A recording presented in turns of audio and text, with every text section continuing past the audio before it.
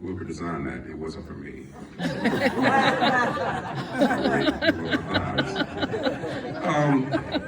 My name is John Russell. I serve at University Methodist Church. But I want to make a comment about food pantry, but I want to do it in a different way. Is that okay? So I'm going to read a little verse, and I'm going to tell you about why I didn't like food pantries. Is that good? All right, so Mark chapter 6. It says, Then the apostles gathered around Jesus, and they told him all they had done and taught. He says to them, come and go away, he says, to a deserted place all by yourselves and rest. He says, for many were coming and going.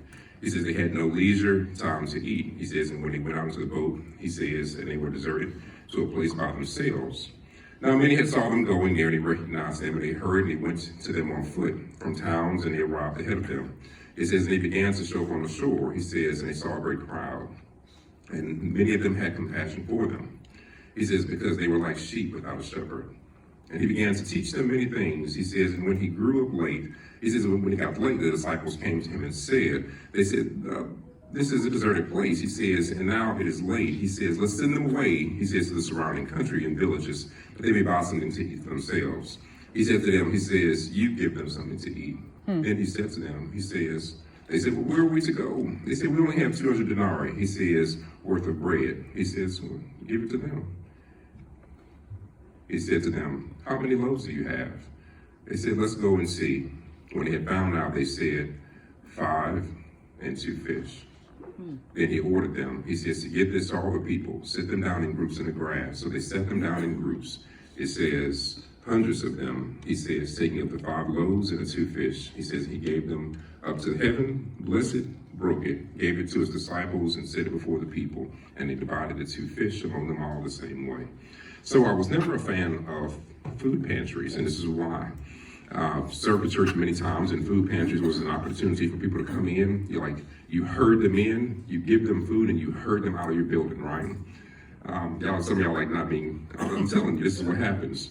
And so it's almost a ministry that many churches will do because it's convenient.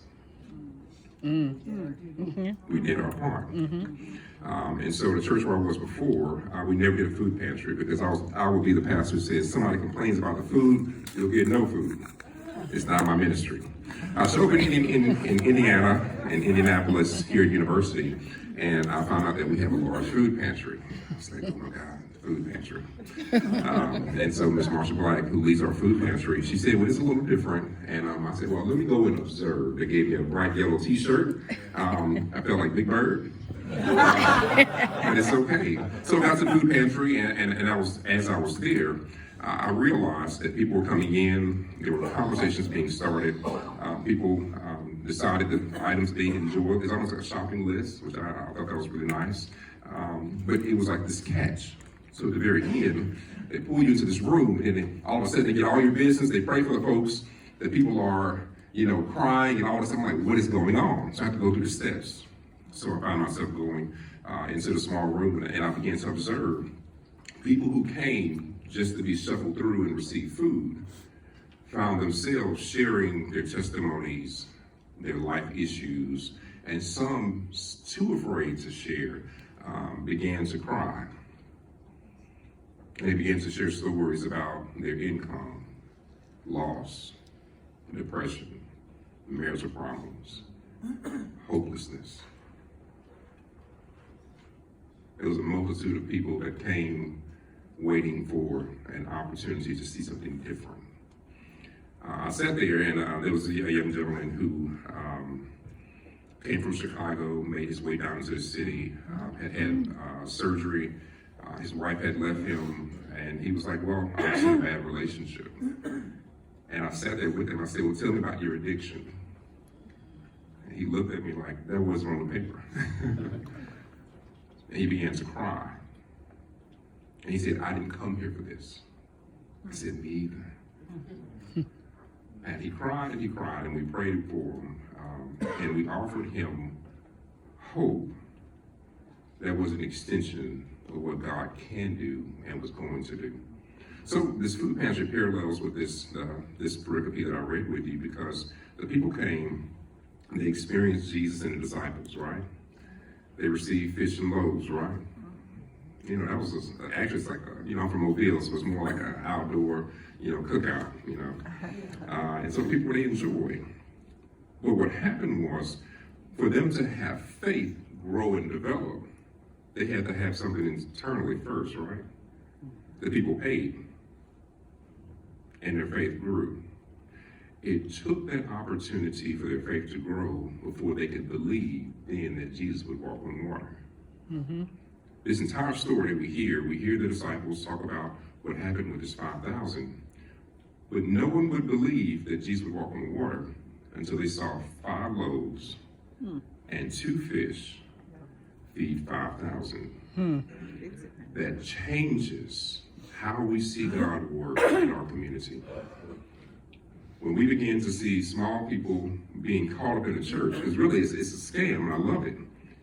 You came in for 5 loaves and 2 fish, but you left transformed. And the young man who I sat there with, who was crying and he felt like life was over, who had addiction to alcohol and some other things that had brought out through the Spirit, he was beginning to walk out the door, and I said, "You forgot your food." He says, "I really didn't come here for that. Now I understand that." Because what was filled was his spirit. What we got him was 5 loaves and 2 fish. But what he left with was faith and hope for a better tomorrow. I struggled with that for the longest, and I said, Miss Black figured this thing out. And it was so compelling to me that in the same night, we had people give their life to Christ. We had people want to be baptized. And the first thing that I began to do, some of the Methodists, as I began to say, is this a part of my discipline? Can I do this? Can I baptize these folks? Am I supposed to do this? I don't know their names. Like, what is really going on here? Who has set this stuff up? I'm a Methodist. I'm sorry, some of you aren't. Yes. But, there are rules and regulations while we're Methodists. There's a method to everything that we do, right? That's right. But there's someone in my face saying, I want to be baptized for the first time. I don't want to leave here the same. I want to be different. And all of a sudden, I'm blessing water, and we're praying for folks, and we do, 3 forms of baptism. We do the pouring, the sprinkling, and submersion. So, of course, I'm sprinkling on folks. I didn't want to just dump water on people. And, they were transformed. And the people left, and I began to question, let me find out more about this, and all of a sudden, I found myself the following Thursday showing up and meeting this gentleman named Merlin. I'm thinking, something's going on. We have to change and transform our own way of thinking to serve the communities that God is calling us for. And if that means that we have to set people up with loaves and fish, we have to do whatever it takes. Somebody says by any means necessary. Sometimes we have to rethink ministry and how we see God's word to allow people then to see Jesus walk on water after they've been in the presence of disciples. So the hope is these people who are coming and transformed will have a level of faith and hope that has developed, that when God moves again, they'll be the disciples, reaching and touching and transforming people. So I'll be honest, I still struggle with food pantries, but this isn't a food pantry. No, it really isn't. If you think there's just a food pantry, then you've not paid attention to what the loaves and the fish were. It was a little bit of hope that caused a transformation, that developed faith, that these people who didn't believe could have an opportunity to see Christ walk on the water in their own life. Now, my walk on water experience or that young man's may not be the same. It may be a life that's healed from hopelessness. It may be freedom from his addiction. It may be reconciled relationships that was probably his own fault. That's faith. That's a miracle. And these are things that only God can do for us.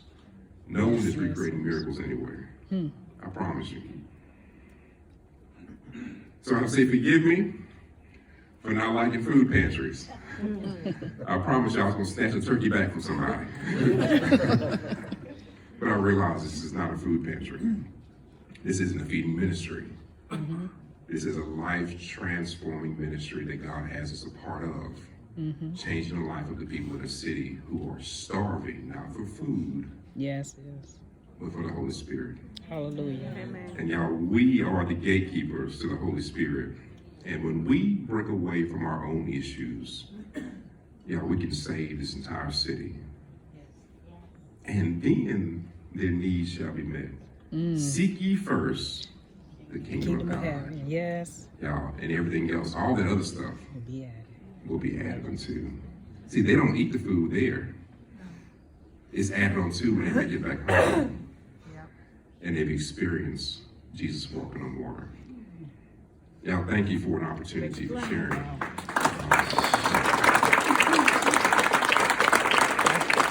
Brother Merlin, thank you so much. And I hope that was helpful.